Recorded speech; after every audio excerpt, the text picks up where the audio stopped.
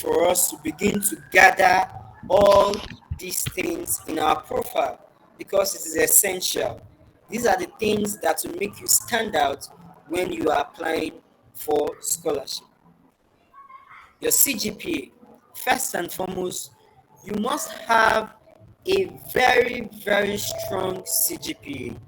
When I mean a strong CGPA, I mean a CGPA from 4.0 and above. 4.0 and above. It's most perfect, it's even perfect if you have a CGPA of 4.5 and above.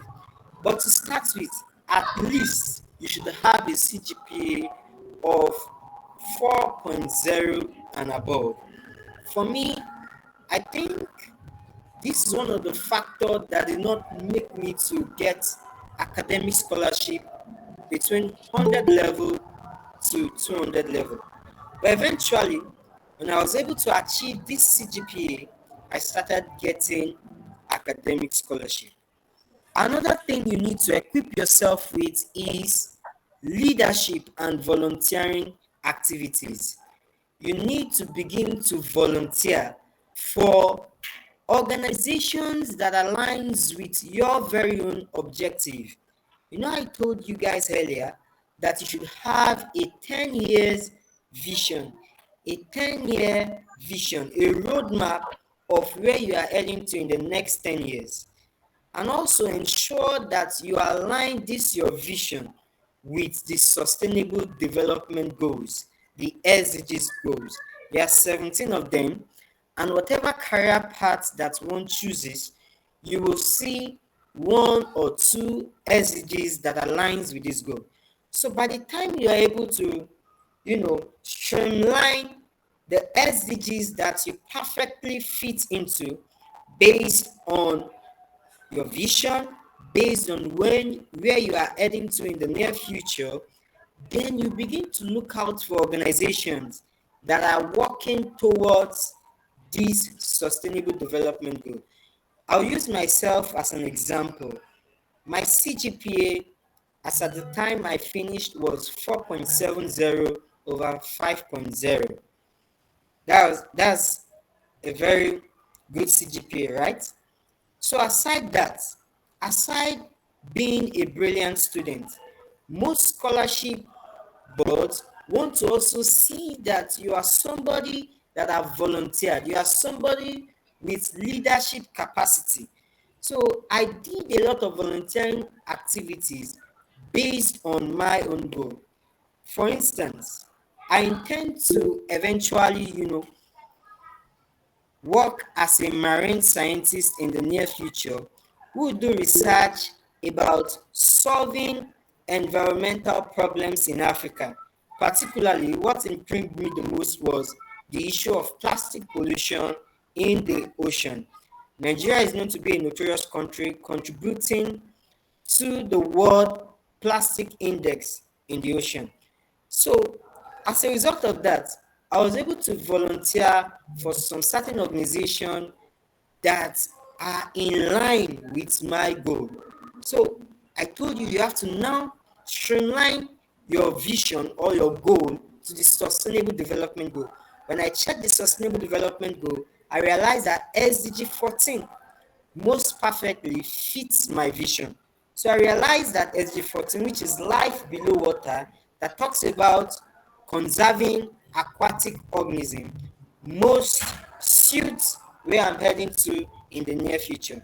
Then I started looking out for some organization like National Geographic Society, where I did externship with them on marine conservation. I started looking at some certain organizations like Green Janitors, Campus Recycling Champions. What they do basically is that they carry out environmental initiatives like environmental campaigns and seminars to sensitize people on plastic waste and some other solid waste that end up in the ocean. So you can see that I volunteered for this organization and I also had a good CGPA. Also, I was the general secretary of my association at some point in time. Those are leadership experiences and volunteering activities that this scholarship board wants to see when you are applying for some certain scholarship. Now, your internship or work experience is the next. That's number 3. You have internship or work experience. How well are you experienced in your field matters a lot. I told you guys I did my externship with National Geographic Society. Then I focused on a particular coastal community in Lagos, the Badari coastal community, where I tried to investigate the causes of depletion of marine resources, particularly fisheries in that area. So I did that internship and did that research with them. So I had that internship or work experience. Also, another thing that you need to look at is your academic publication. The fourth one, academic publications. So it's high time you guys begin to also ensure that you are publishing, you are doing research with some of your lecturers in your field. Trust me, these lecturers, they need assistance in one way or the other. Either you can help them in drafting manuscripts, you can help them in carrying out their research by collecting samples, and some in any way you can assist them such that they will also acknowledge you that you did something for them on that research by including your name in the publication. Ensure you have academic publication. Scholarship boards are looking for guys or scholars that are beyond just CGPA, but I also have so many other things in addition. Tech skills. Another thing that we cannot overemphasize is having tech skills in this century. You see, tech skills is on high demand, and most scholarship boards, they look out for people that have tech skills. When I talk about tech skills, I mean things like data analysis, programming, like Python, R+, MATLAB, SPSS, ANOVA. You should be able to use all of these tools in one way or the other. Particularly, most of you guys that are in the STEM fields, these are skills that are in high demand, and scholarship boards will be looking out for this when you are applying for scholarship. Anytime you are telling your story to get those scholarships. Another very important thing that scholarship boards look out for is a person or a scholar who distinguishes himself or herself in attending conferences. Ensure that you are able to attend 1 or 2 or 3 conferences within your field. There are several local conferences and international conferences. In fact, some international conferences are all expense paid conferences. Like, for instance, in my field, we have West Africa Fisheries Society regional conference that they normally do every year. I attended some of these conferences, and they are actually all expense paid conference. The American Fisheries Society, also, for instance, for those of you in fisheries, is another good place for you to see some of these international conferences that are all expense paid. I want to confirm if you all can still hear me. Yes, please go on. All right, thank you so much. So, Yes, we can. all right. So another thing that they look out for in your application is the number of fellowships. Are you a fellow of various bodies and organizations? For instance, I was a fellow of 2 international organizations, Mundus Maris in Brussels, Belgium, as well as a fellow. I was a member of the World Ocean Day Youth Advisory Council based in the US. There are just about 20 members across the world. So some of this fellowship that will develop your leadership skills, you need to be a member. You need to be a member. Um, thank God most of you are even already members of the University Scholars Forum. These are some of the things that you can use to impress this scholarship board that they will be convinced to give you academic scholarship. Also, another thing that some scholarship board also look at is your previous academic awards and laurels. Have you gotten some awards? Have you gotten some scholarship before? Some scholarship boards also look at this to give out scholarship to scholars. So these are the factors to consider. Then now we proceed to some important documents to get handy anytime you want to apply for scholarship, particularly undergraduate scholarship. First, you need your statement or notification of results. I don't know the system that's adopted in your university, but for the Lagos State University, usually at the end of every semester, each student have an academic profile. You have an academic portal where you can easily check your results and print out your results. So most of us, anytime we want to apply for scholarship, we go to that portal and generate our results. You can always generate it at every point in time. However, if the case is not so for you guys, try as much as possible to get this notification of results on ground. Particularly, most scholarship bodies want to see a well authenticate notification of results.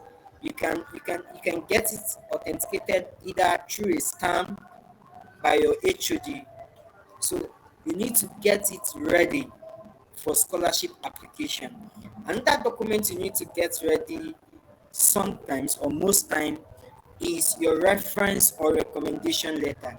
Certain scholarship body also want to know you beyond how you yourself you have presented yourself. They want to hear about you from some of your lecturers and some people or relevant organizations that you have worked for in the past. So you need to have one or two lecturers or some other external persons, organizations that you have worked for that can always write a good letter of recommendation for you.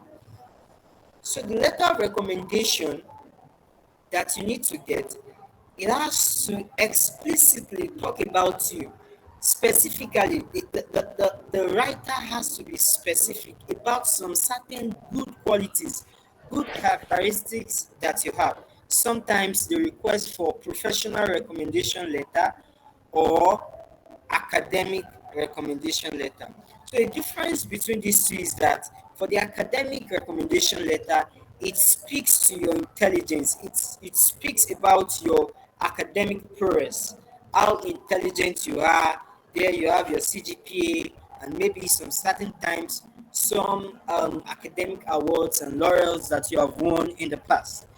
But the professional recommendation letter, however, talks about your work ethics.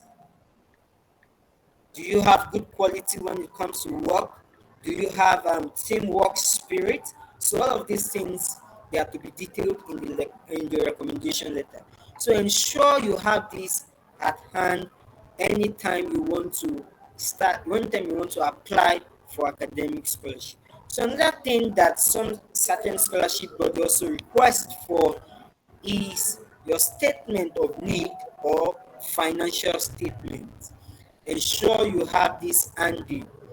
Browse through the net, just search how to write a good statement of need or financial statement. So then draft your own convincing statement of need or financial statement and get it ready for scholarship application. Also, another thing that most scholarship body wants to also get from you is your personal statement or statement of purpose. So this is very, very important. Try as much as possible also to draft a very good statement of purpose. The statement of purpose is usually um, talks about some of your story, You understand how you were able to get interest in the course that you are currently studying, your future plans concerning that course, then how that the scholarship will enhance your studies, how that the scholarship will enhance you to achieve your future goals. All of these things are to be seen in your statement of purpose. So ensure you have all of these documents, number 1 to 4, at hand for scholarship application. I want to confirm if you all can still hear me before I proceed. Yes, sir. You can hear All me. right. All Hear right. your voice. Yes, sir. All right. Thank you so Yeah, with much. you. I can hear you. All right. So I'll move to the I can hear you, sir. next slide. Thank you. Thank you. I'll move to the next slide. Types of undergraduate scholarship. There are several types of undergraduate scholarship. However, have been able to draft out 5 of them and categorize 5 different scholarship based on some scholarship that I have won in the past. So we have some certain scholarship that I call merit-based scholarship. So merit-based scholarship like NNPC scholarship, Total Scholarship, SNEPCO Scholarship, PTDF Scholarship, MTN Scholarship, and DUF Scholarship by Rotary Foundation. So this merit-based scholarship, what it entails is that these are scholarships that are not based on whether you are an indigent student, maybe or not. Maybe you are a student that is in need of, that is in financial need or not. All what they request for is most times is that you write an examination, and then after that exam they select people, maybe perhaps for interview. Then after that interview they just select their scholars. So it is merit based. It is not tied to financial situations of people. So it's just merit based. If you merit it, you get the scholarship. So that's merit based scholarship. Then need based scholarship. We have need based scholarship. These are scholarships that are strategically for people that are in need. These are scholarships that are targeted for students that are indigent, but yet they are brilliant. You get, so these are scholarships that considers the financial situations of applicants. We have scholarship like the Bridge Scholarship, the Zerebe Nwosu Foundation Scholarship. So the Care People Foundation Scholarship, then also the Faith Foundation Scholarship. You can check out all of these scholarship. I think the organizers, they will share the slide to you guys in the long run. So we have also some other scholarship that are called institution scholarship. So some certain universities, they have some certain criterion that they have put in place. Students that meet that criterion, they automatically,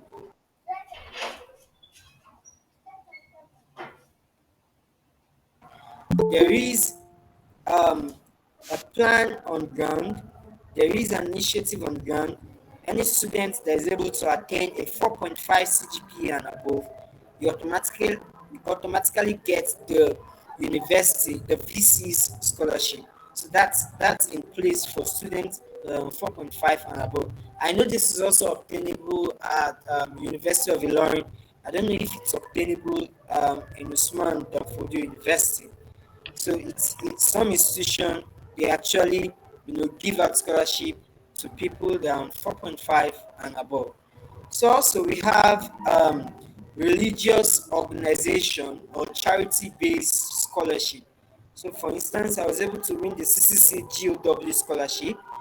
These are religious organization scholarship. So specific church, specific mosque, they have, or specific religious organizations like NASFAT, um, Muslim Scholarship Fund, the Within Christian Church of God Scholarship, and so many other religious organizations they also have scholarship on ground. But for you to be able to achieve this, I think also they have their own specific criteria. Usually they consider 3.5 and above CGPA for such scholarship. Then the next scholarship that we also have is a state government scholarship or bursary. Some certain states they give out bursary. I am from Kwara State, and I was able to get the Kwara State bursary at some point in time. Then I know Lagos State Scholarship Board also give out both bursary and scholarship. They give out bursary to all students. I think about 20,000, then about 200,000 for scholars. They set exams, and then students are able to, you know, distinguish themselves in those exams, and they're high flyers. They eventually give them that scholarship. So I will move to the next slide now. Here I said how to narrow down scholarship search. This is very, very important. It is not all scholarship that we are usually eligible for. Some certain scholarship are peculiar to some certain course of study. For instance, the Ella Lake scholarship that I got, it was for agricultural students. And because I was studying fisheries as at that time, I was able to convince them that I'm also a part of agricultural student. So first and foremost, you need to consider your course of study. Some certain scholarships are specific on course of study. So some certain scholarship are for engineering students, some scholarship are for agricultural students. So you need to check out if that scholarship agrees with your course of study before you apply. Another thing you also need to consider is your state of origin.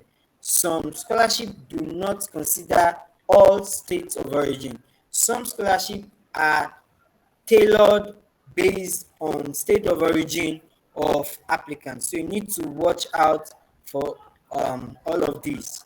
Then also ensure that before you apply for a scholarship, the scholarship is actually tilted towards your profile, your research interest, and your career. You see, most scholarship boards they want to see that this scholar, this person that is deserving of our scholarship is actually in line with what we are doing. Let me give us a typical example of that kind of scholarship. Let's say, for instance, you have NNPC scholarship or Chevron scholarship. Mostly, their target is towards engineering students. You get, so you need to see that okay, this scholarship body is tilted towards my profile, my research interest, or your career before you apply. Then the next question that you should ask yourself is, are you eligible to apply for this scholarship? Check the eligibility criterion before you apply. Now, the next thing is, do you have a strong profile that meets the selection criterion? Like I said earlier, most scholarship board, they state categorically the CGPA that they want from applicant. Some state 3.5 and above, some state 4.5 and above, some state 4.0 and above. So you need to watch out for all of these before you start applying. That will lead you towards narrowing your scholarship search. Now the next slide. Now, what are the essential skills that you need to develop yourself in before you start applying for scholarship? I shared my experience earlier that between 100 level to 200 level, I was unable to get scholarship. Then when I met my mentor is Kendi Adebi, is currently a PhD scholar in the US now. Before I met him, I wasn't so good in writing. I wasn't so good in my oratory skills. I don't have a lot of network. I don't have a lot of network, and I've not developed problem solving skills. But however, when I met him, he made me to realize that I need these 4 strategic skills for me to be able to get scholarship easily. And trust me, when I began to develop my writing skills, my oratory skills, my networking skills, and problem solving skills, the scholarships began to come in. So now, writing skills. Why is writing skills? Why is writing skill very very essential? Now, most scholarship body, from the way you write and the way you type your essay, the way you write your essay, they will be able to categorize the kind of person that you are. From a person's writing, you can identify if that person is extremely brilliant or not. If the person is brilliant or not. From writing skills, one can easily identify that. So ensure that you develop your writing skills. Ensure you don't have grammatical errors when you are applying for scholarship. And they want to see coherence in your writing. They want to see how well you're able to share your story just by writing essays. Now, your oratory skills. This will be handy anytime you are called for interview. Mind you, some certain scholarship, after the first stage, which is the application stage, they will call you up for an interview session. So you need these oratory skills to be able to, defend what you have written. So it is very, very essential that you develop your oratory skills. Your networking skills has to be there. You need to have a good network. How will this help you? Now, by the time you're applying for all of this scholarship, you need somebody. Okay, let me say this. You see, when you're applying for scholarship, ensure that you're able to reach out to 1 or 2 persons that have gotten that scholarship you're applying for. By the time they share their experience with you, and and you know they're able to help you. Hello, Scholar Akanbi. Can you hear me? Hello, yes, I can hear you. Okay, please you should make it snappy. You have about 5 minutes left. Okay, all right. Thank you. Your networking skills, they'll be able to help you review your scholarship application. And your problem solving skills, these are very essential skills when applying for scholarship. Now, what are the errors that you need to avoid when applying for scholarship? Do not apply at the late end of the application deadline. Ensure that you use applications like Calendly to help you keep in touch the date of the deadline. Avoid grammatical error. Another app that can help you to avoid grammatical error is when you install Grammarly on your device. Uploading the wrong documents. Ensure that you check your documents thoroughly before you submit your application. Not exploring the number of words required. Ensure that you stick to the number of words that are required when writing your application essays. Avoid plagiarism. Use Scribot app to check if you have not plagiarized in one way or the other. Next slide. So I have some scholarship platforms to follow. So scholarship platforms like the University Scholars Forum, Zimbabwe Foundation, Gamgee Educational and Mentorship Forum. Ensure that you follow all of these scholarship platforms so that you can get informed about this scholarship in advance before you apply. Then it will also ensure that you get ready. You will know the application timeline for this scholarship, when they'll be out, and what you need to have on ground before you apply. So some certain scholarship that I have applied for in the past are DWEF scholarship by Rotary Club. DWEF scholarship, you apply, then you write an exam, then after the exam, you go for an interview. It is usually organized by Rotary Club. Federal Ministry of Education, Federal Scholarship Board Award. Usually, when you apply, then you go for the exams. I think I went for the exam at Ibadan, University of University of Ibadan. Grant Scholarship. Israeli Scholarship, the British Scholarship, Shlapi Animation Scholarship, and the Gurumusu Scholarship. These ones, the last four, they are need-based scholarship.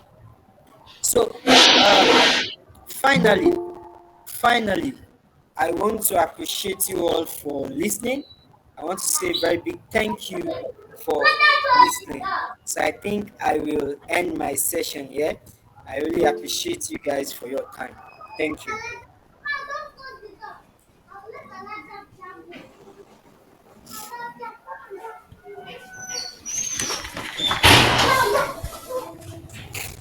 Thank you very much, sir, for the wonderful presentation. I'm very sure all of us enjoy every bit of his presentation because personally I enjoy every bit of your presentation, sir. Thank you very much, sir, for honoring our invitation and sharing your experience concerning undergraduate scholarship. So, without You're wasting much welcome. time, thank you, sir. Without wasting much of our time, we'll be reading the citation of our second facilitator in person of Scholar Abdulsalam Abdulhafeez. Note, all participants should please note down their questions as the section for question and answers will be coming up later. Thank you. To read the citation of Scholar Abdulsalam Abdulhafeez, now we'll be reading the citation of Scholar Abdulhafeez. Thank you.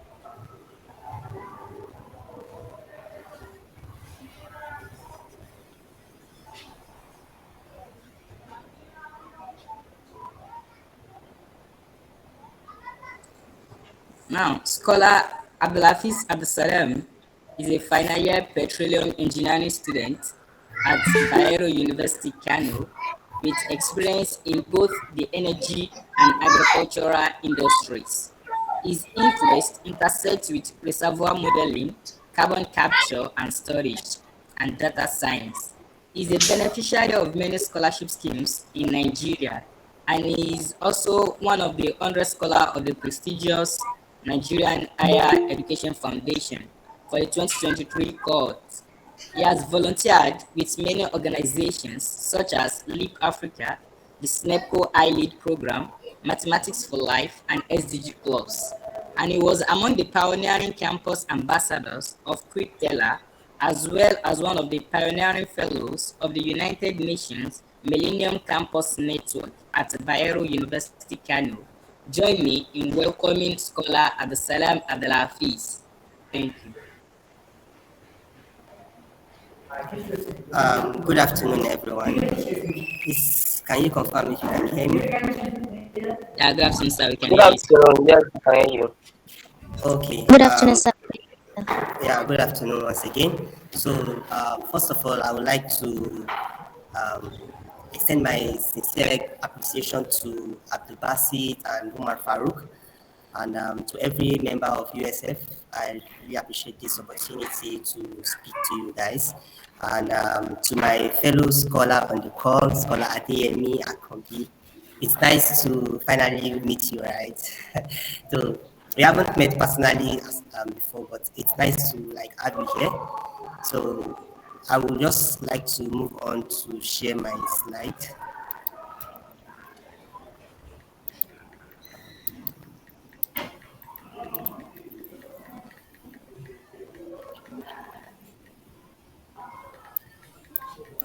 Please let's confirm if you can see my slide, please. Yes, we can, sir. Okay. So So you have let full me just screen. confirm once again. Okay. Is it moving? Can you see as it is moving? Hello. No, no, we can't. Okay, so you are still seeing the front page. Yes, sir. Oh wow, Yes, sir. that's serious. Okay, let me try another one. Sorry.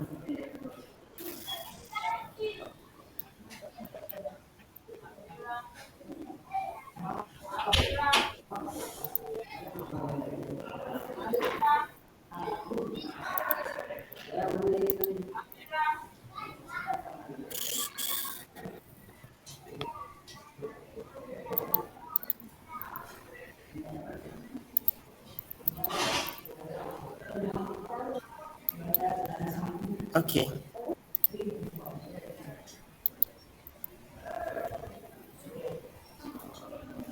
Okay, please can you confirm if it is moving now? Yes, it is. Okay, all right. Thank you very much. So, once again, my name is Abdulhafeez Abdulsalam. I'm from the Department of Chemical and Petroleum Engineering, Bayero University Kano.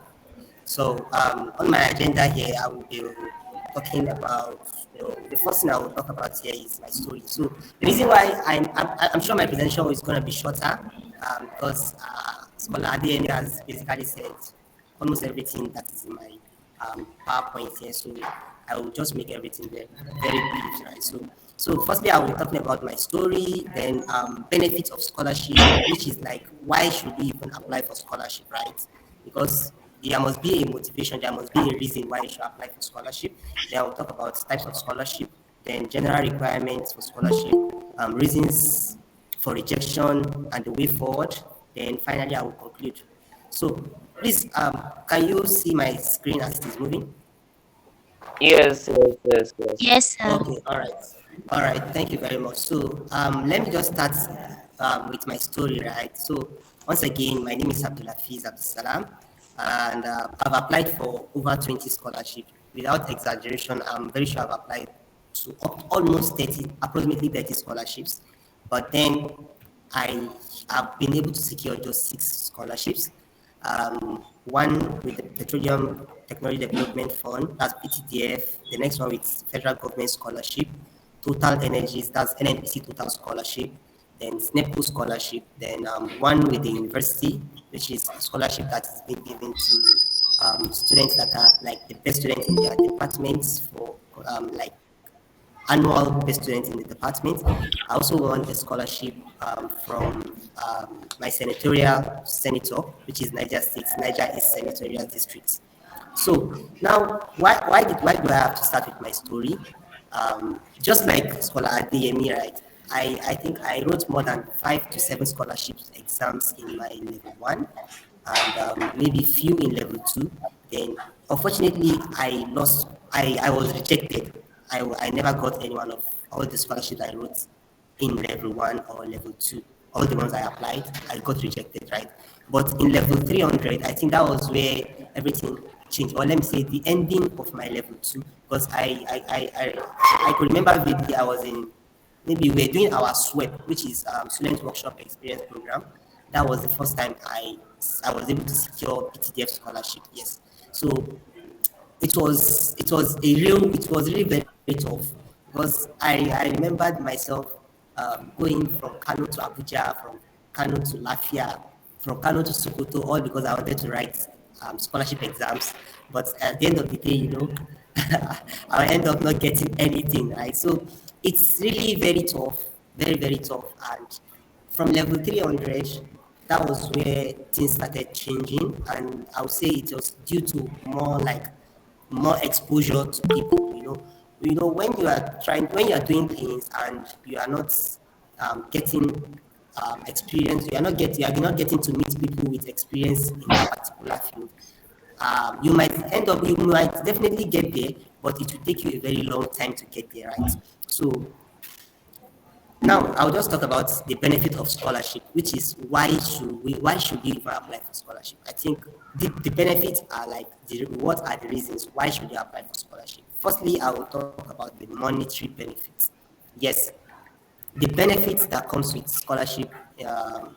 One of them is the monetary benefits, and this monetary benefit, it's very, very important for us, especially for us that are right now in this university system. We all know how the Nigerian economy is, right? So majority of the scholarship, right, they pay you either to cover your academic tuition fee and some other stuff that you need in the university. But as we all know, that vast majority of us on this call are being sponsored by our parents. So we getting this, we getting this money will likely or most likely help us in, sorting ourselves out in some of the things we need, in which we cannot, call our parents, or we cannot be reaching out to our parents almost every time, right? So secondly, health insurance.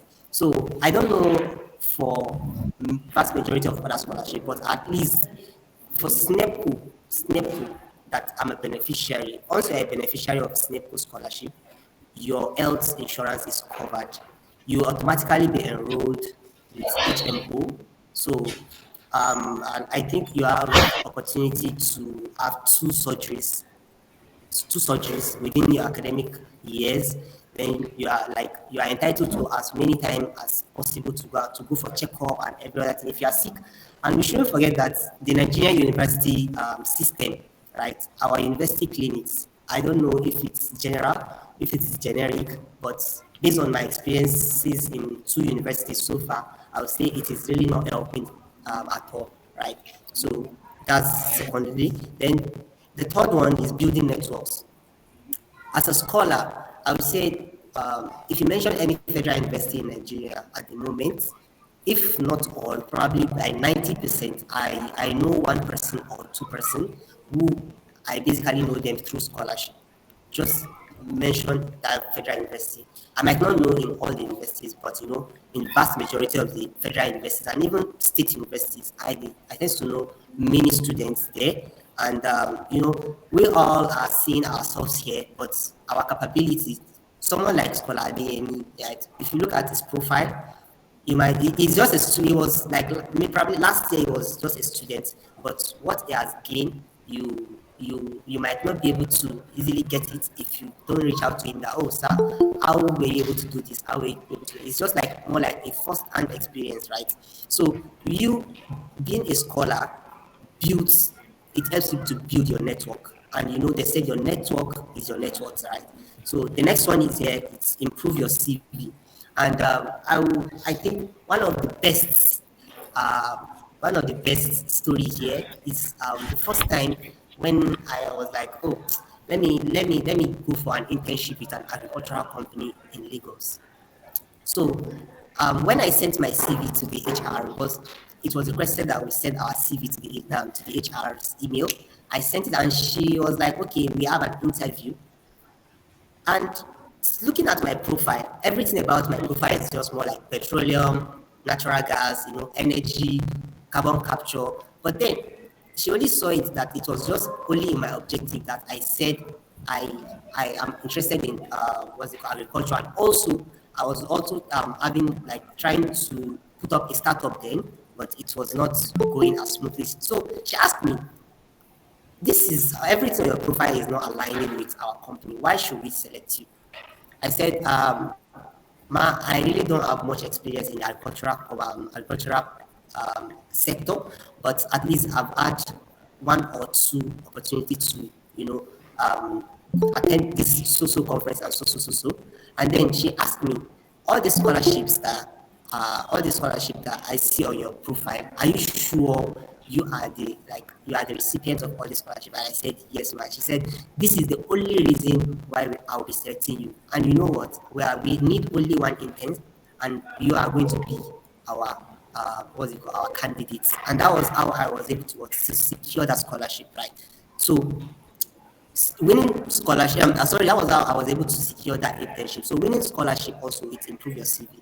Now, types of scholarship. Scholar Adeyemi has already talked about this. So merit-based scholarship is already based on academic performance, leadership, and extracurricular. So I think here you have to strive for excellence for you to be able to get the scholarship, irrespective of maybe you need it or maybe you come from a poor family. It doesn't care. All they just need here is what is just for you to merit it, right? So it has been explained by Scholar Adeyemi initially, so I won't spend more. They need this scholarship, consider financial need as primary criteria and all that thing. So now for the specialized scholarships, target specific field, STEAM, that is science, technology, engineering, art, and mathematics, or interests. So I will kind of categorize every other scholarships under every other scholarship that are not under merit-based or need-based to be under specialized scholarship. So specialized scholarship, they are much, and Scholar Adeyemi has mentioned some to be state government scholarship, the university or institutional scholarship. And there are also some scholarship programs that are not monetary based, but they are just scholarship that they help to what's it called? They kind of help you professionally. They help to build your professional career, such as the NHEF, Nigeria Higher Education Foundation Scholarship, and they have the Bridge Program, which is I think the Bridge Program by Afara Initiative also. Yeah.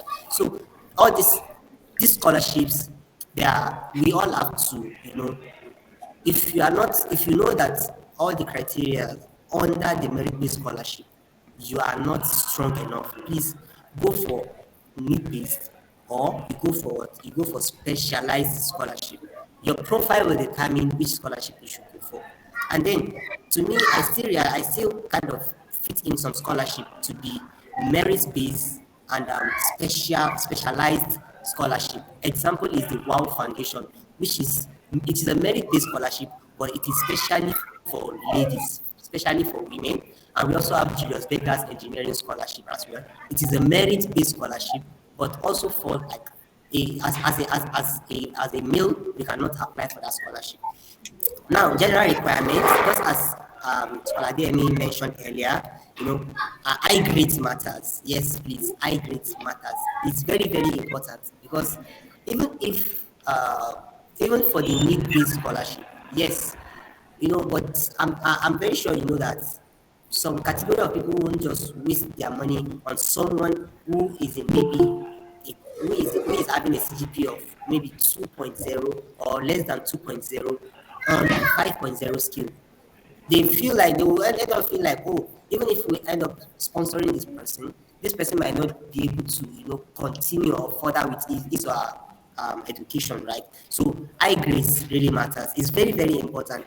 And as long as you are not yet in your final year, it is still very much possible to make your grade better than how it is at the moment. You having a poor grade in your first year or your second year doesn't mean you cannot make the best out of your grade throughout your university. For some of us that are studying 5 years course, you have 5 years. Aside your level 1, you have 4 years. Aside your level 2, you have 3 years, right? And for some of us that are studying 4 years course, you have 3 years after your level 100, or let me say you have 2 years after your level 200. So it's very, very important, your grades, please. Let's make sure, they will say CGPA will not carry you, will not take you to anywhere. Yes, that's what they said, right? But trust me, CGPA, it will not take you to anywhere, but it will serve as a gangway or as a bridge between you and some opportunities in life. Let's be very candid with ourselves. Then personal information, email addresses, your passport. So now let me talk on this email address. Please, very important, please.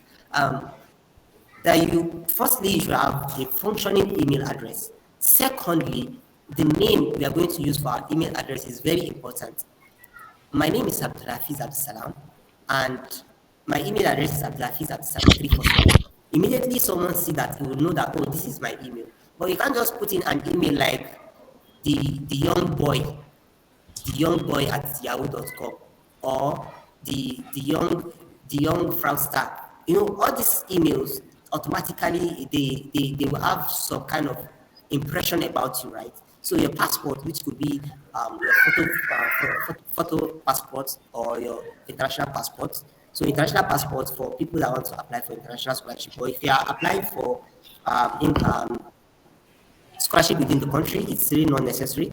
Then your SSCE, your UTME result, your SSCE result, which is either your WAEC or your NECO, is very important, because it is the only thing that is showing that, oh, it is one of the certificates that is showing that, oh, you actually graduated from secondary school, right? Then your UTME result, is it important? Yes.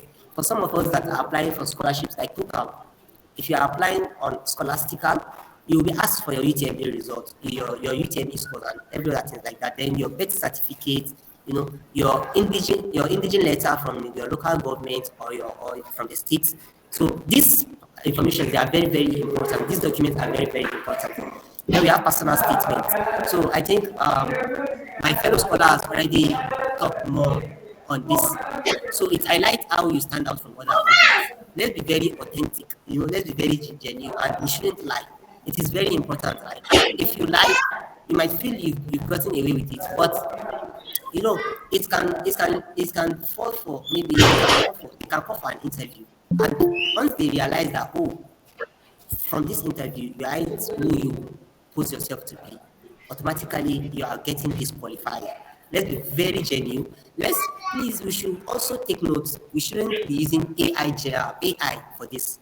It is very important. This is you. It's AI cannot say who I am. AI can only talk based on the profile it sees online, right? So AI cannot tell you who you are. You are the only person that can tell yourself who you are, right? So it's very important. AI, let's try as much as possible to use or to generate this personal statement ourselves, not with the use of AI. Then next thing is letter of recommendation. So this can be gotten from from your lecturers within the universities, from your HOD or your level advisor. It depends on who you want to. So you should try as much as possible to build strong and genuine relationship with your lecturers. It's very, very important. It shouldn't be a situation whereby your lecturer will want to draft a recommendation letter for you, and there will be some comma in your attitude or in your behavior and everything in the recommendation letter. It's very bad. Then I'll talk about transcript. Yes, we should always try to get our transcripts at the end of every semester or every session. It's very important. I was once a Danfodite, so I would say that Danfodio uses with the, your transcripts always online, right? So for it to be authenticated, you can print it out and get it down, signed. I know the Danfodio don't have level advisor, but you can take it to your HOD or the dean. So it depends, right? So now I will talk on reasons for rejection. Why you get rejection email? The first thing I will talk about is your mindset. This is just the beginning of failure.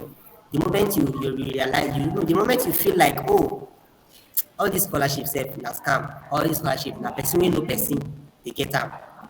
The moment you have that kind of mindset that scholarship is only meant for people who have someone within the scholarship board, or you feel like this scholarship is meant for people that are only good and in the average class.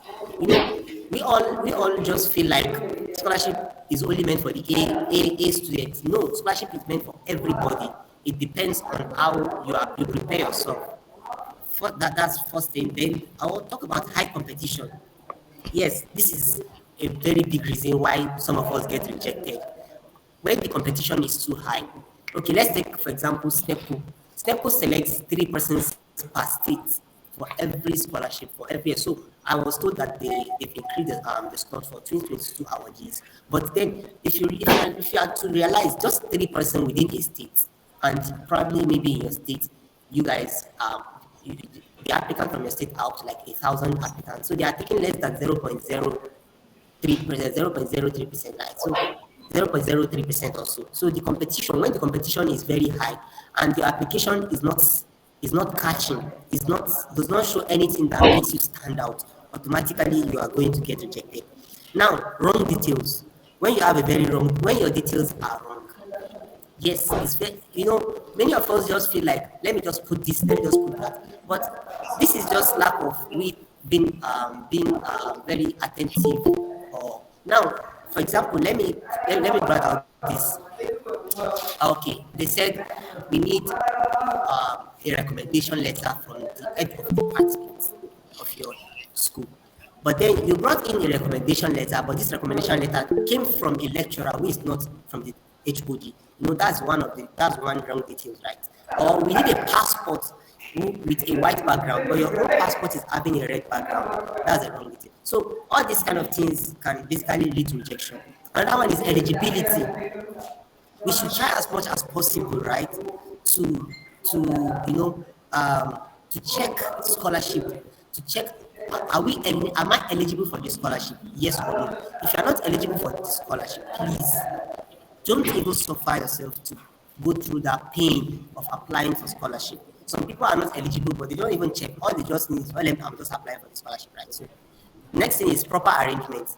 Now, this is where we get to arrange everything that we need. Okay, I see a scholarship now. Okay, separate scholarship is out. What are the things I need? it starts from here. When you don't even know what are the things you need, what are the documents you need. You are not even planning yourself. You didn't even check the deadline for this application.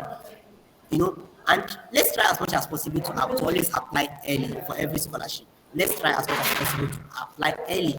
And also, it's not about applying for scholarship. We should also look at the fact that you are applying for a scholarship. Is there anyone who has applied before? Is there any of their scholar? If yes, please reach out to them. At this point, I will try to challenge every one of us. Please, if you don't have a LinkedIn account today, let's try to have a LinkedIn account immediately after this call. Please, it's very important. I got majority of my connection, majority of the people I know today, I know them on LinkedIn. My major internship that I've done, I got it from LinkedIn. So now I will talk about generic application, which is generic application. So here, what I want to talk about here is, the way I apply for PTDF scholarship is not the way I should apply for total scholarship. It's not the way I will apply for separate scholarship. So when you make your application generic without being specific, definitely you should be expecting rejection. Now, what are the way forward? Now, preparation. You need to prepare. And preparation starts from, okay, I see maybe today I saw a flyer of NMPC total scholarship. Preparation starts from, okay, when is the deadline of the scholarship? One, what are the documents I need? What are their major criteria? Am I eligible?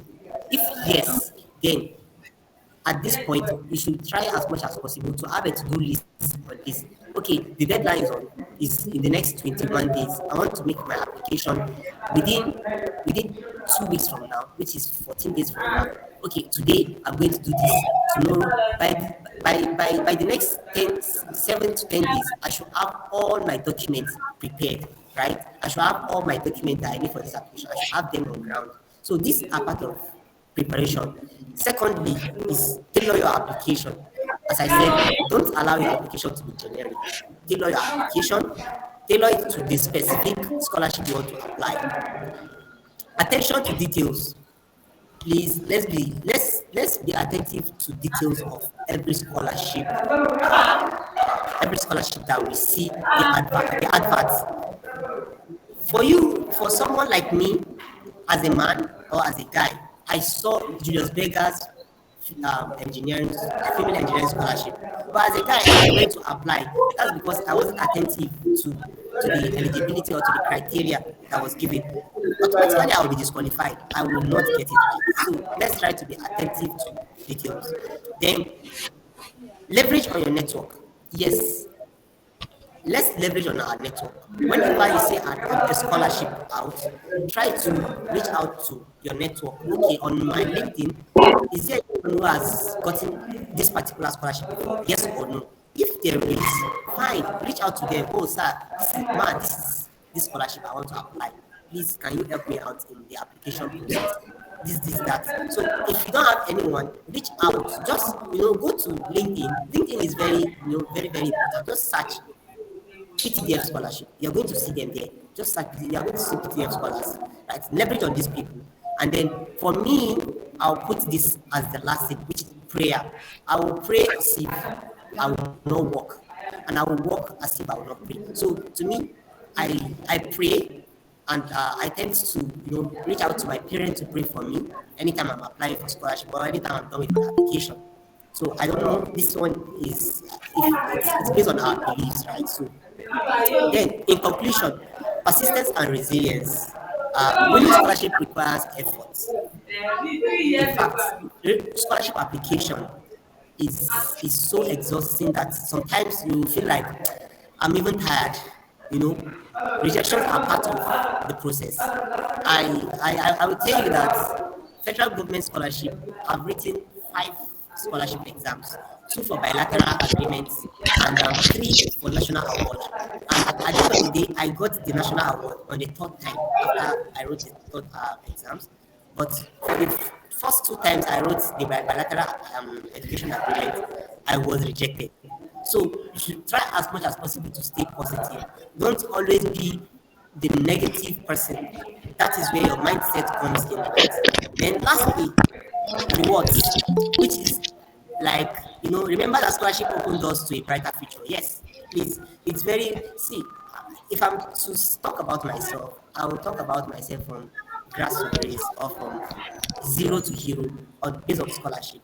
I tend to meet a lot of people, I tend to build some connection that even if my dad was to be rich, with my money, I might not be able to build those connections, right? So I would want to like uh, appeal to everyone on this call, especially if you are looking for scholarship or you are hunting for scholarship. Please be persistent. And whenever you get rejected on a particular scholarship, make sure you find the pothole in your application so that you won't make that same mistake in the following application. Thank you very much.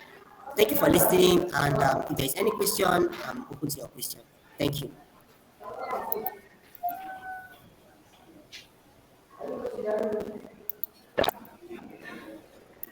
Thank okay. Thank you so much. Thank you so much, sir, for your presentation. Actually, is insightful in presentation.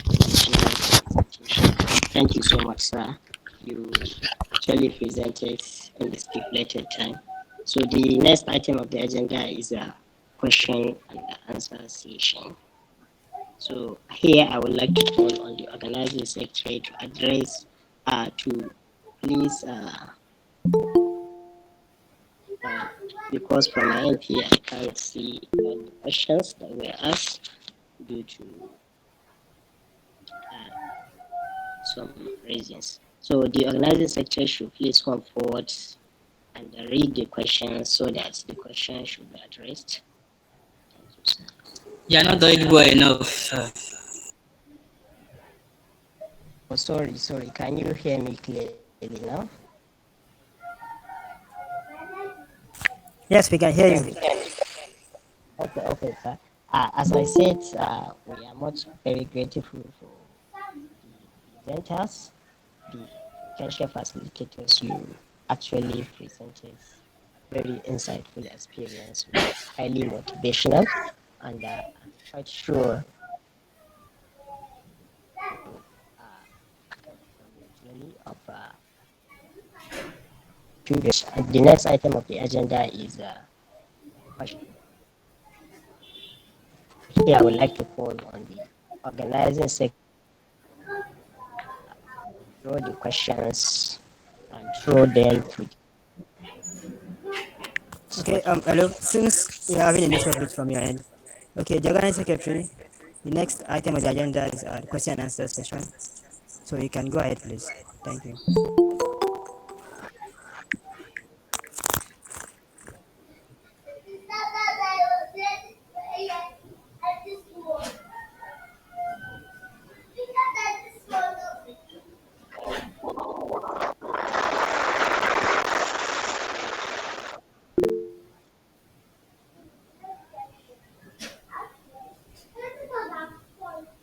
Yes, Scholar Sabi, you can ask your question.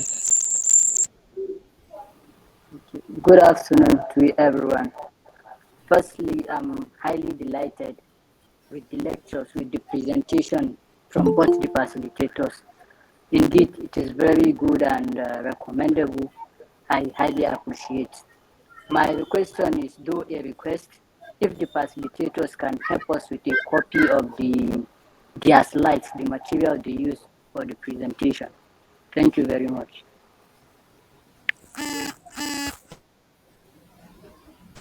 Okay, I would like to answer that, please. The presentation slide will be sent to the WhatsApp platform. Thank you. Do you have another question?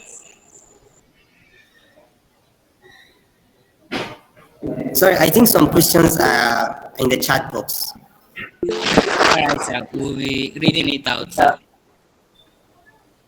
Yes, sir, I have a question. Okay, Mohammed, you can go on. Okay, sir, I have a question about when is PTDF scholarship going to be out for undergraduate students?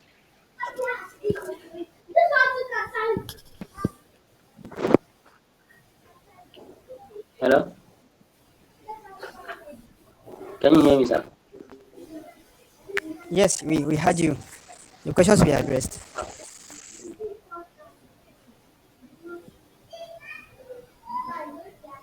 Okay, Scholar Abdulhafeez Abdulsalam. Yes, sir. Okay. So for PTDF scholarship, it's due comes out, I think, every 3 years. The first one was 2019, which was our set. The second one is 2021.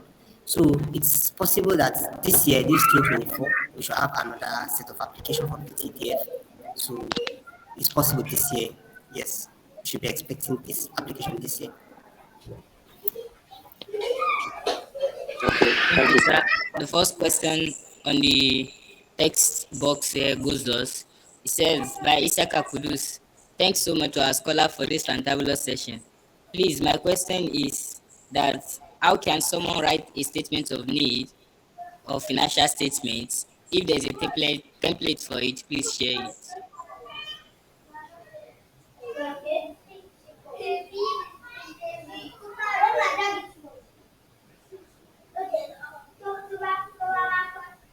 Okay, Scholar Adeyemi, you can please answer the question.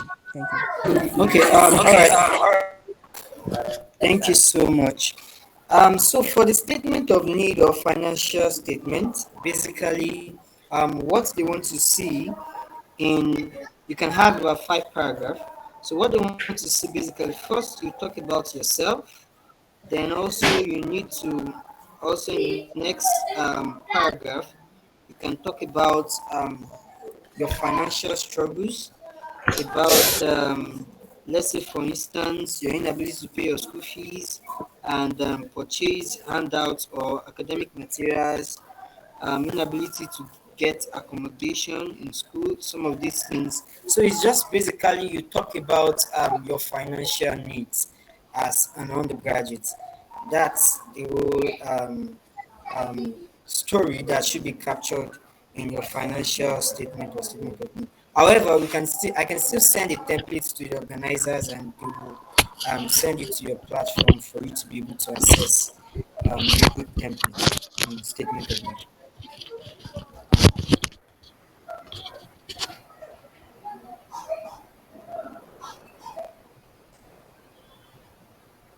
Okay, the next question, please. Thank you very much, sir, for that. The second question on the text box said by Isaka Kudus. My second question for Scholar Akanbi Adeyemi. Please, how can we try to work as a research student for a lecture as an undergraduate? Please, I need the hint, or are there any requirements one must possess before becoming a research student under one lecturer? Thanks. Okay, basically, let me say there are no specific requirements. One of the first thing you need to do is that you need to identify lecturers that are working in the research part or research field that you want to go into in the long run. So by the time you're able to, identify these lecturers, ensure that when they are taking their class, you pay attention closely and you're able to contribute meaningfully to discussions during their class. You're able to maybe you're able to get their attention generally. Maybe when they're asking questions, they're able to provide answers to some of these questions, and then they notice you in the course of um, their taking their class. So eventually, you need to go and meet them. You need to develop that courage to meet them and tell them about some of their works. This is also very essential. Check out some of their works on Google Scholar or ResearchGate or Academia, and then discuss with them your passion for their work and their research field, and eventually propose to them on accepting you as a research assistant in their lab or in the focus of their research work. So that's just an hint on how to go about this. Thank you.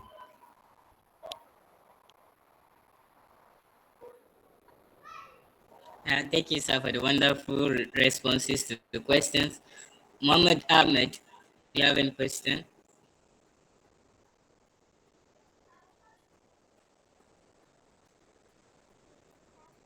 Mohammed Ahmed. I think I think you have already answered my question. All right, that's great. Abubakar Mohammed. Yes, please. Good afternoon, everyone. Thank you for the lecture. My question is, please, for the aptitude for the assessments or tests we may encounter when applying for scholarships.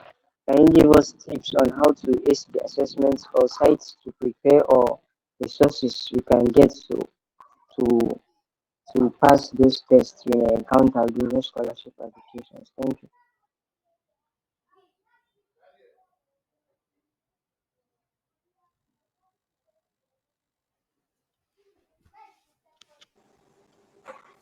Sir, do you get that?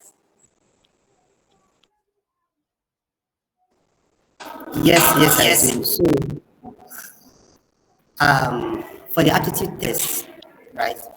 So, I think practicing this aptitude test, especially dragmates, if let me say majority of the scholarship I've written or let me say I've secured are mostly dragmates, what's it called? Dragmates that set these questions. So getting familiar with all these questions is very, very important because I remember vividly, let me be very straightforward with you guys. Throughout my level 200, I was practicing this dragmates past question as if I was actually reading for my school work. You get so I remember the day I wrote my step 2 test. Many of my friends were like, "Oh, the time was not enough. The time was not." This. I think I finished probably 10 to 15 minutes before the end of the test. Because to be very sincere, I was able to put up like I was already able to put myself in the pressure in that position where I'll be taking my aptitude test. So it was really easy, and this was because I've been practicing before. You have to practice. You have to know what you are actually going to encounter. And aside that, if you apply for any scholarship and they say, oh, there will be aptitude test, please go online, search for maybe it's, for example, seplats where they conduct these things themselves, right? Go online, search for sample of. You might not get the exact way they set their questions, but you have a hint of how to attempt these questions, of how to go about answering these questions. So it's very important. Practicing these questions are very important, and it used to be more like quantitative reasoning, verbal reasoning, abstract reasoning, and logical reasoning. I think it's all within this. It's all within this four parts. So I don't know. Some other scholarship might have other things that they add, but I know that I'm very familiar with verbal, quants, um, logical, and abstract. So I don't know if Scholar Adeyemi have anything else to add to this. Yes, thank you so much, Scholar Abdulsalam.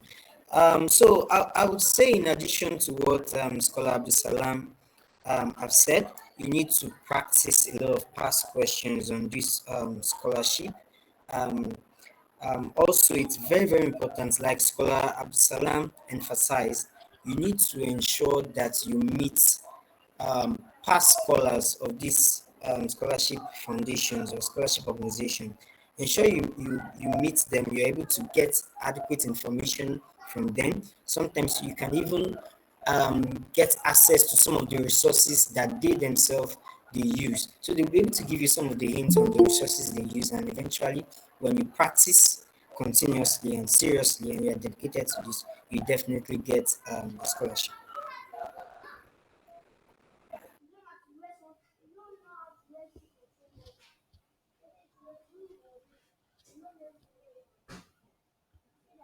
So I think that's all about for the questions. Thank you for honoring our invitations and giving us perfect responses to our questions. Uh, Publicity Secretary, you can carry on. Okay, thank you very much. Thank you, everyone. And I also have a reserved question to Scholar Abdulsalam Abdulhafeez regarding him as a scholar beneficiary of the National Educational Foundation that's NHEF. Please, can you, as I can see the application, the call for application is currently ongoing. Can you give a brief sight on it for 1 minute, sir? Okay, thank you. So the scholarship, right? It's not monetary based, but it's a career development scholarship program, and they only partner with 6 universities. I think it's now 7 universities, which is Kwara State University, University of Lagos, University of Ibadan, Bayero University Kano, Bello University, UNN, that's University of Nigeria in Suka, and University of Port Harcourt. So they only partner with these 6 or 7 universities. So it is limited to students within these universities, right? It's totally like it's not monetary based as I said earlier, but it's going to be like, in fact, majority of the scholars, let me say, majority of the scholars that have attended the program, past scholars and the present one, which is some of our set here, like some of our cohorts, it's a life-changing experience for us because they tend to open you up to what the reality of the world is outside the four corners of your school. They tend to open your eye to what you guys should be ready for, should prepare yourself for outside the school. The school now, many of us just feel like they're in the school, and after the school, just get job. No, that is not the reality. They will train you basically every way. In fact, they train you on how to eat. They train you on how to secure deals. They train you on professional trainings, technical skills, and many other things like that. So I would want to emphasize on that. But please, before I go, I just want to tell you guys, if any one of you have not applied for Wells Mountain Initiative, that's WMI scholarship. It is on till I think on 31st of this month. Wells Mountain Initiative. It is on at the moment. So please, if there is anyone who is interested, you can apply for it. I'm not a scholar. I'm a beneficiary. I've never applied for it before. So, but then it's one of the most. It's like one of the most. It's one of the best scholarship in terms of monetary, right? So please, you can all apply for that. Thank you. Okay, thank you so much, sir. Thank you so much, sir, for your enlightenment.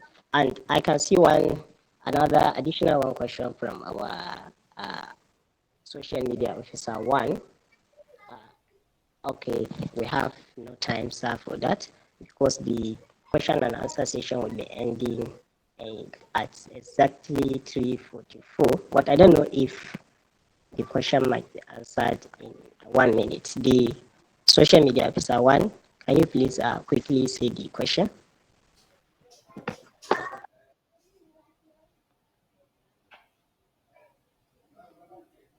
Okay, you can go ahead. Show me the episode one.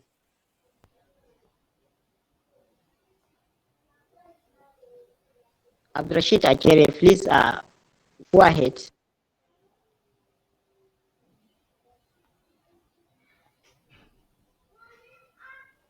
Okay, well, I think he's having a network issue. Okay, I would like to also ask a question on behalf of the members of the forum. I think Hello? what's the scholarship application? There's some Yes, sir. scholarships. Hello? Yes, sir. Am I audible?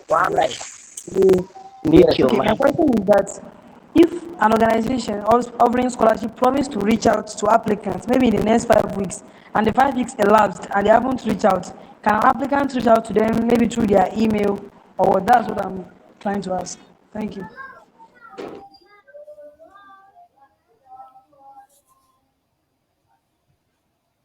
Okay.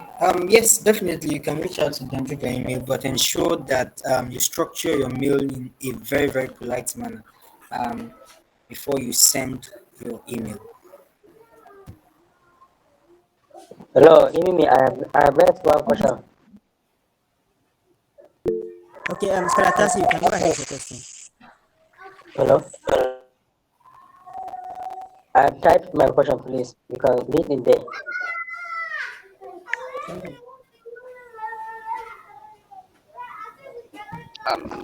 Good afternoon, everyone. Okay. Please, I'm a student of agriculture, and most of the times when we want to apply for scholarship, I can see like there is a restrictions from, let me say, students that are studying agriculture, especially for those STEM. I don't know, whenever a scholarship is offering scholarship based on STEM, students of agriculture probably, or let me say, hardly get that kind of scholarship. So I would like to ask, is there a restriction between agriculture? I know it's also a science course, to all those STEM courses. Thank you. Okay. Okay. I think Scholar Adeyemi is in the best position to answer that question, given the fact that Yeah. his course of study is also related to agriculture. Okay, thank you so much. I think agriculture is even captured under STEM, so you can apply for this scholarship. You are captured under STEM. Like I said, there was a scholarship I applied for that was even for specifically for agricultural students, and I was able to get that scholarship despite being a fishery student, but it's agriculture related. So any scholarship that is STEM based, you are eligible to apply for such scholarship. Okay, thank you, sir. I hope I hope. that your question is well answered. So we are kindly quickly moving into the next item of the agenda. Okay, Public Secretary, before you go Yes, ahead, sir. I would like to answer Muhammad Ahmad's question. He made mention that he was asking when the Federal Scholarship Board National Award awardees will be paid. Well, currently we do not know when they will be paid, but from my experience, we are paid exactly 6 months after we start for the examination. So you should please exercise patience. Thank you. And I also have a last question to ask on behalf of the members of the forum. Some members recently they were invited for an interview session for a scholarship award. And I am posing this question to both Scholar Akanbi Adeyemi and Scholar Abdulhafeez Abdulsalam. If you can please hint scholars on this meeting how they can be able to ace interview session for scholarship award. Thank you.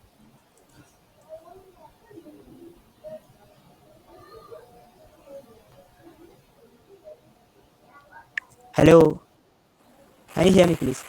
Yes, Yes, yes, yes. Okay, thank you. I can hear you. So basically, I think for most interview sessions that I've encountered or experienced, um, you need to have a thorough understanding about that organization or foundation that is giving out that scholarship. So try as much as possible to ensure that you position yourself or tell your story in such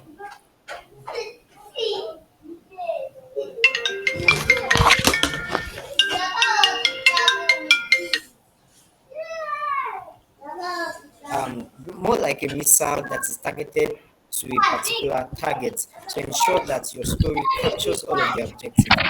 That is one tip that I can give as regards interview sessions with this scholarship body. I don't know if Scholar Abdulsalam have one or two things to say. Okay, so based on my experience with a recruiter recently, so I think she also talked about scholarship as well because she worked with IPM. So she said basically, just as in addition to what Spaladi said, you have to streamline everything that you are saying, every answers you are answering, you have to streamline to their mission, vision, their just as long as whatsoever they just streamline it to the angle they are. So that's one.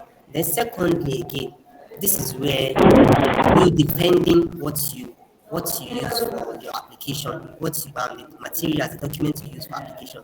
This is the best time they can actually defend it. And you should try as much as possible to hit the real thing. Make sure you say things that makes you different from every other person. Don't say things that are generic. What are the things that are distinctive about you? What are the things that will make you stand out?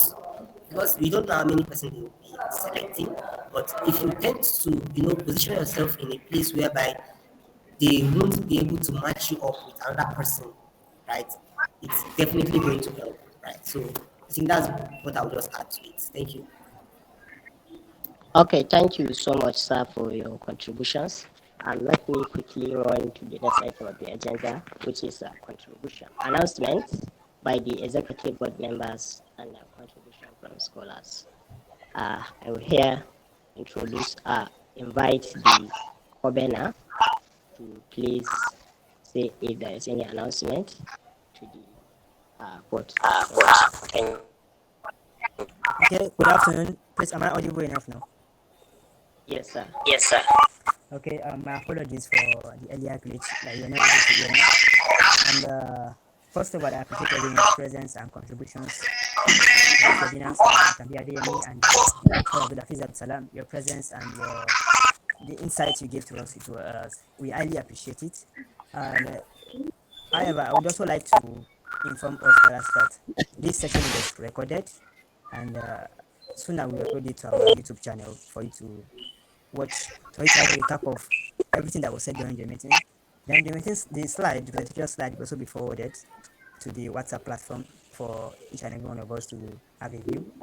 And also the attendance, we will also mark today's attendance. But as for scholars who have been able to join due to limitations, we apologize for that.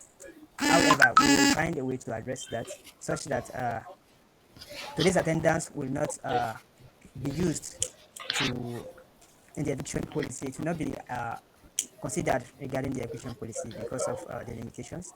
But we implore you all to join our next webinar, and we promise that we will address this issue during the next webinar session. We appreciate everyone's presence also. Thank you. Thank you so much, sir. Is there any executive board member that has any other contribution? Or any other scholar, please? I think the General Secretary is present.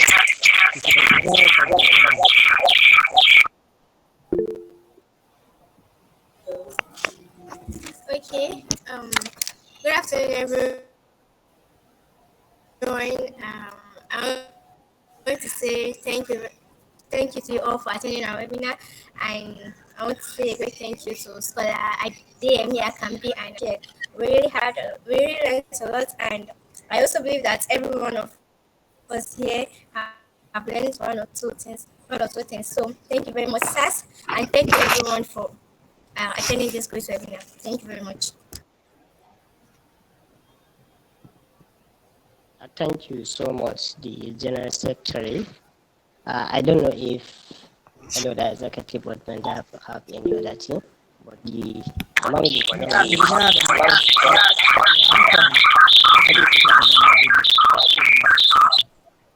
I couldn't hear you. Can you hear me now, please? Can you hear me now? Yes, sir.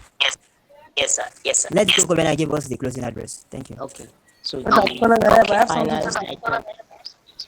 okay, sir. Please, before the closing remark or final remark, so good afternoon once again. I greet everyone and especially our facilitators. We really like to every scholars on this call. As social media officer, we are finding it very difficult to get engagement from you that we are our members. So for all the members of University Scholar Forum, we encourage you to always engage our posts. Anytime we post on our social media handle, make sure you always engage them, like, comment, and share within your network so that your friends will benefit from the impact of University Scholar Forum. And one other thing is that one of our facilitators, Scholar Abdulsalam, mentioned that if you don't have a LinkedIn account, you should try to have it today. It is not for anyone, it's for your own benefit. These are the platform that houses opportunities that you can leverage on to balance your academic, and also we help you to harness opportunities. Please and please have LinkedIn account, search for University Scholar Forum and follow us. Invite your friends to also follow us. This is just the message I have for our scholars. Thank you. Thank you so much, social media officer. I would like to kindly call on the co-convener to please give us a closing remark in this session. Thank you. Okay, thank you very much, the Publicity Secretary. Good afternoon, scholars. I'm Kamaruddin Faidat, the co-convener of University Scholars Forum. A big appreciation to our facilitators, Scholar Adeyemi and Scholar Abdulsalam. We are really grateful for your time. Thanks for the knowledge imparted. Then to our scholars, I hope we've gained one or two things. I believe we've all been jotting this morning because me, even as a final year student, be able to make use of whatever we've jotted. We should apply them, and whenever we are applying for anything, we should try and reach out. Remember, our DMs are open for your messages anytime. Any of the executive members, the pioneer convener, the pioneer executives, any other person you have any issues whenever you are applying, kindly reach out to us. And I wish us thanks for your time so far. Thank you, everyone. Thank you so much. Thank you so much, the Concobena. With this, I would like to show my appreciations, my sincere appreciations, and thanks everyone, the potential facilitators, the executive board members of the University Scholars Forum, and the scholars within the University Scholars Forum.